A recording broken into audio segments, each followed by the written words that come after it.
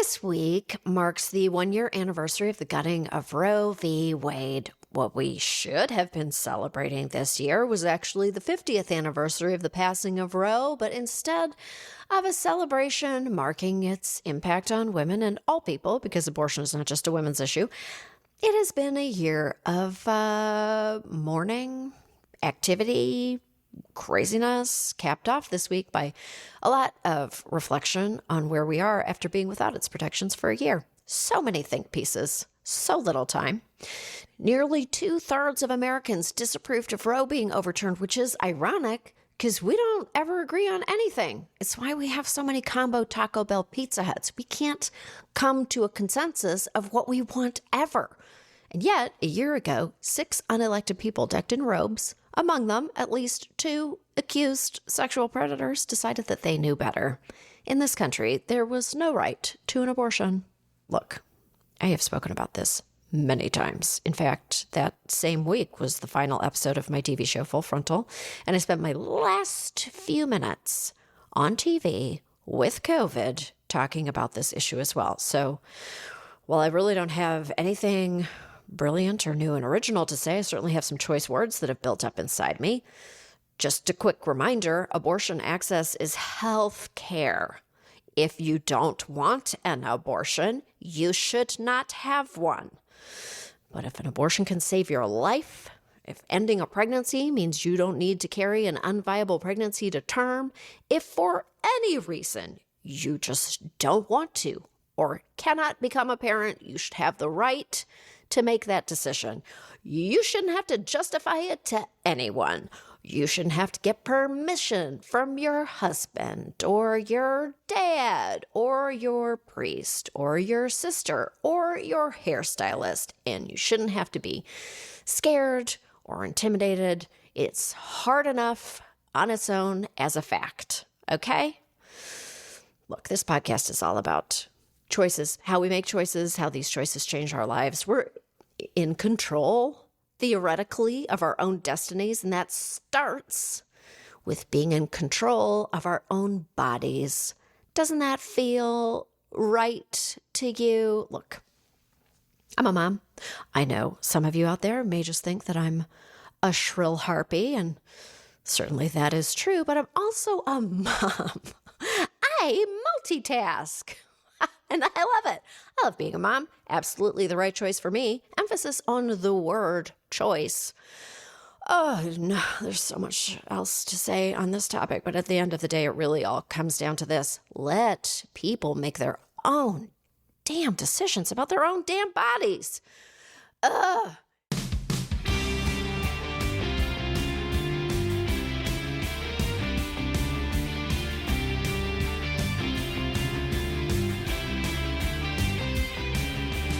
This is Choice Words. I'm Samantha Bee, and this week I talked to the incredible actor and author Betty Gilpin.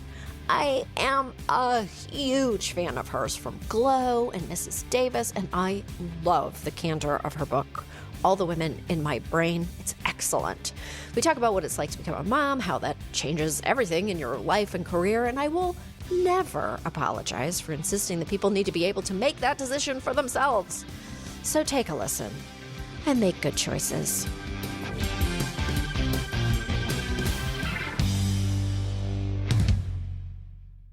Oh my God. Okay, all I heard, because I couldn't hear you guys talking, all I heard was anti-acne face light, and I was like, I'm already having a great time. Yeah. I mean, I was not genetically engineered for HD to pay my mortgage from having my pores seen on HD. Like I'm concerned that my daughter's tuition relies on me not having medieval skin because I have it. No, HD is the enemy of the people. It's not good for any human being. It's anti-feminist and rude. It's so rude. Oh my God, can I tell you something? Yeah. I have to say it, and it's probably going to make you feel sick inside, but I have wanted to talk to you for the longest time. Like, I just think you're great. I'm so excited to be sitting here. Oh, shit. Oh, yes. God. We have so much to talk about. We have to talk about Mrs. Davis. We have to talk about all of this. And want to say that I first came to know your work from Glow, which I loved. R.I.P. Glow. Oh, thanks. God. I I really know. loved it. Thanks. It was the best job ever. It was So really, good. yeah. I know. I know. And then I Sad. read your book, which we're going to talk a lot about your book. Is that okay with you? Yeah, totally. Okay. Yes. Thanks for reading it. That's so nice. Not only did I read it, I also listened to it. So I read it. Oh. I read it ages ago. And then I reread it by listening to it. And actually, the audiobook experience is totally different. Your voice is very beautiful. And you do an act out. Is it not how you imagined the person who wrote it to be? It is exactly how I imagined. But Great. somehow it comes to life. It just comes to life in a different way. It's less, you're less imagining the voice and just hearing how it is exactly supposed to. It was like awesome. I enjoyed your impressions of your parents. Oh, good. Great. Very much. Thank you. Thanks. I will say my parents are like the only impressions I can do, for sure. Okay. Well, it's very good. So your book, All the Women in My Brain. So you have all of these different women in your brain who really represent all the different facets of your personality. Right. Which brain woman shows up to do press and podcasts and stuff like that? Because you're in the thick of it. Well, it's a weird thing, this moment in time in the zeitgeist we're at, that I just feel I feel like vulnerability and authenticity have been sort of branded in a way that freaks me out. Like, I just am always trying to check myself of, are you being authentic in this moment, or are you like performing vulnerability and authenticity in a way that actually makes you incapable of both? Do you know what I mean? Like, I feel like sometimes I'm listening to someone who thinks they're being so real, and then I'm like, but how are you when the cameras stop rolling? Is this you?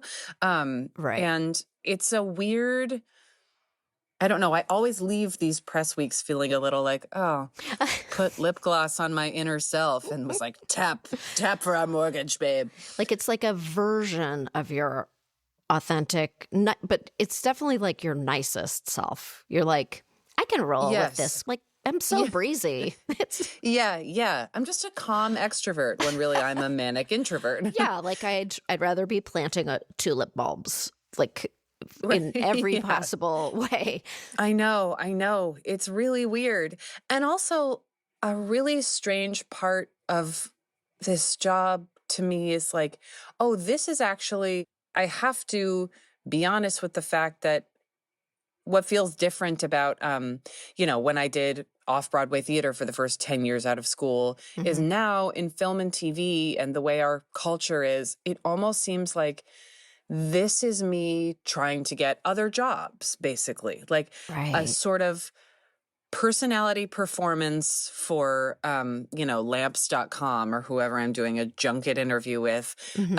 And also like tricking the world into thinking I'm like 30% prettier than I am. And I don't mean that to like, it's so strange. The participation of like the smoke and mirrors, like professionals come into the hotel room and paint me into a different person. They're extremely talented, but then I'm also like styled. It feels also like a representation of this exact moment in time where we're pretending like we're selling the merch of the victory party that everything's fixed before it's actually fixed in terms of like gender equality and women it's like we're slowly trying to reclaim things as our own for our own empowerment that we're definitely, built to be sold for goats. Like it's the, from fake lashes to heels to, it's like, it does make me feel better when my zits are covered and I've shaved my legs. But like, I guess originally that was for, to try to be wife number 4. I don't know. I don't have the answer, Sam. We definitely like unfurled a big mission accomplished banner too early. Yeah. I think anytime you unfurl that banner, it's probably too soon. Yeah, and then a press tour, it really encapsulates, like, I'll wear a tight bandage Mhm. dress and play like "Never Have I Ever," and then in the next breath be like, "Now more than ever." It's like, what? Am I moving things forward or backward feminism-wise? I I don't know. don't know. But you know what? You can't even think about it. Just go forward. You just go forward because you're like, well, Yeah, also, totally. please watch this fucking awesome show that I just made. Totally. Whatever gets eyes on Peacock, babe. Part of the stuff that I want to talk about on this podcast is like the big choices that you made in your life that changed the whole trajectory. And I can think of one like big swing from your book that you talk about that was like a Yeah. real pivotal moment for you when you just kind of said no and took the reins of your career on a path that even I think you probably wouldn't have expected. Did you know what I'm talking about when I say these words? Yeah, I mean, for like a decade, I really just did like a play a year that no one saw for two pennies and a cough drop. Mhm. And then like an episode of Law and Order every so often to qualify for health insurance. I was trying really hard to get any other film and TV job, and it was just kind of quiet for a long time. It was also kind of like the trope of pixie dream girl was king, and my tits were too big, my hair was too brown, I had like visible trauma in my face. They were like, you can never be the pixie dream girl. You can be her traumatized aunt. So I didn't really work in my 20s a lot on film and TV. And then all of a sudden things started really picking up. um, and I got these two jobs at once. I was filming Masters of Sex in Los Angeles, and I then got Glow and was doing wrestling training during Masters. And so I would, you know, I was throwing Allison Brie across the room and then like getting in traffic and driving to film Masters of Sex and, getting up at like 3 a.m. and working a 16-hour day and doing this crazy physical training. And then every weekend flying back to the East Coast to plan my wedding, which was in like 3 weeks or something.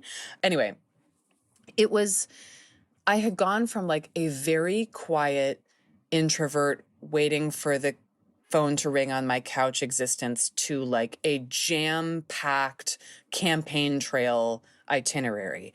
And it was just not a personality match for me. And I think that I was at a point where I was like, oh, I've found a way to sort of market my demons or like use my beta-ness to be an actor. Like my depression and my like, oh, never mind qualities are the things that like make me good in a scene sometimes. And I'm just never going to be organized or courageous, but that's for people who are like that and have busy itineraries. And all of a sudden I was that and like needed to outsource a part of my personality I didn't have. Basically what happened was I went into I was like getting physical therapy and all this electric stim to try and prevent injury from wrestling training. And as a stress response on this woman's therapy table, I went into full upper body muscle spasms all of a sudden. Mhm. Like it looked like it's like doing the Thriller choreography on a galloping horse, and it lasted for 6 days. I filmed a scene in Masters of Sex while that was happening. We had to pin my arm between my Oh legs, my and then gosh. it would like pop out like a claw like this and raise. It was insane, and no doctor knew what it was. And I went to some, cranial sacral hootie hottie peasant Mhm. top wearing woman in a dirty apartment who was like, your nervous system is having a panic attack. And basically, I think it was my body's way of saying, stop, take a breath. You need to change the way that you approach your life. And it was kind of I don't know, it was an eye opening moment for me of sort of like, it's time to grow up and take better care of yourself. Mm. I think that I had just associated qualities in a woman that maybe it's internalized misogyny, I don't know, but it's like, you know, taking care of yourself and being brave and having conversations in which you can set yourself up to do the work you need to do calmly and healthily, that's not being vain or loud or betraying your identity. That's just being an adult woman. And it completely changed my life and the way that I am today. And now all my problems are fixed and I don't have any issues. No more issues. Bye. Good night. See you later. No. Yeah. It's hard. Isn't it hard? It's very hard in this business that we have both chosen or been chosen by, or whatever it is. It's hard to say no. Yes, completely. And when you know what 10 years of no is like, once the yeses come, it's so hard not to choose which or, not that I'm in a flood of yeses right now. I'm still making self-tapes on my bathroom floor, but it's hard not to get out of a scarcity mentality for sure. But yeah, I think that it also helped me realize, the career achievement or the next brass ring is not going to fix it all. Like, I think, we're told like, oh, just around the corner and then you can take a break, just around the corner and then you can take a break. And then all of a sudden you realize you've been sprinting for a decade and the people who love you, you haven't made eye contact with them in 6 months because you're like, I have to focus on this right now. I don't want to be that person. You had a baby just a few years ago, right? She's 2.5. Yep. 2.5. Yeah. Did you find that experience has helped? I have 3 kids. I found the moment that my daughter was born, my focus became so much better. I was like, now I don't have... Yes. My inner voice is not talking to me anymore. There's like so much shit to do. It was great. Completely. Yes. There's just less time in the day. When we were shooting Mrs. Davis, I live in Brooklyn, but we shot in LA. And so me and my husband and daughter stayed in Venice, and I'd drive to Burbank every day. And to me, that 40 minutes was like the ultimate office time. And my lines would just suck into my skull. I'd be like, here are my 10 ideas for today. Whereas before a kid, I would spend 2 hours the night before panicking about, am I going to be good in this scene? All the time in the world for neuroses. And now there's just no time. I feel like I wasted so much time worrying about what people thought of me. I know. And it was very helpful to have someone outside of me that I would kill for. Yeah. Truly kill for. Yeah. The priorities just reset immediately. It's been incredible. And I think I always thought I would secretly hate it. I think I thought I would be in the bathroom crying about like, what have I done with my life? And particularly having a daughter, I was like, oh God, I don't know. Girls can see right through you. And I have loved it. I've loved it. I mean, I'm never going to be like the amazing mom that has all the perfect snacks and itinerary. Like, I show up to the playground and I'm like, neither of us are wearing shoes and this is New York and we both have tetanus. But I do, God, I love being her mom. It's crazy. It's crazy. I don't even think that kids want the perfect mom who shows up with all the right snacks. They just want someone who loves them fully for who they are. Yes. They don't give a shit. They're like, we can go to the store. Yes, right. There's one right there. Totally. It's fine. Yeah. And having been raised by 2 actors, I think I took for granted that all parents were in touch with their imaginations in that way or had put themselves in every literal role in life possible. And having a kid now, it makes me realize how, I don't know, sort of magical my childhood was, that my parents were just so in touch with their inner kid forever, even in their 70s. Want to listen to the rest of this episode? Head over to your favorite podcast player to hear the entire show. I highly recommend it.